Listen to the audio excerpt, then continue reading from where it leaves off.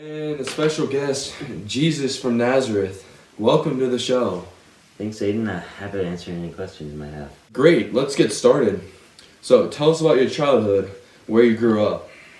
Well, I grew up in Nazareth, a small, poor town with garbage and sewage in the streets.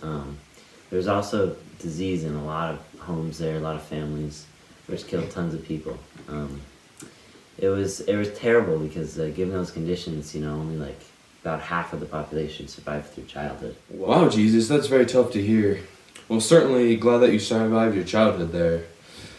So, in your life, who in your community and in your family influenced you the most to help you become who you are today? I'd say that while I worked with my dad, the people of the community definitely helped me learn who I am. But it was mostly my mom who shaped me into who I was today. She especially believed in me during my first miracle, which is a great deal to me.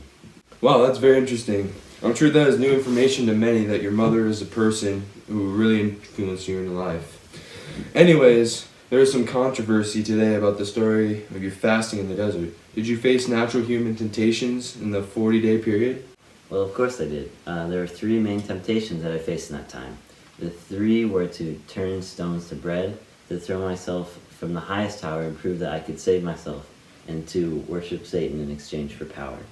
These are all temptations that people face today, and things like greed, societal approval, and power.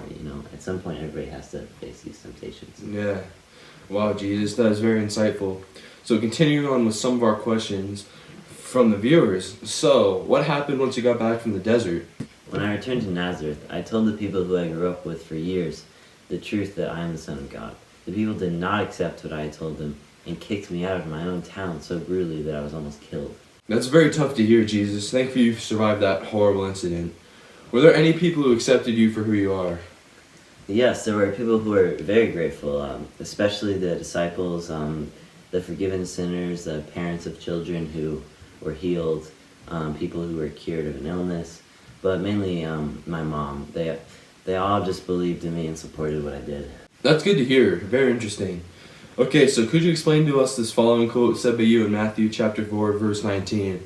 Follow me, and I will make you fishers of anthropon.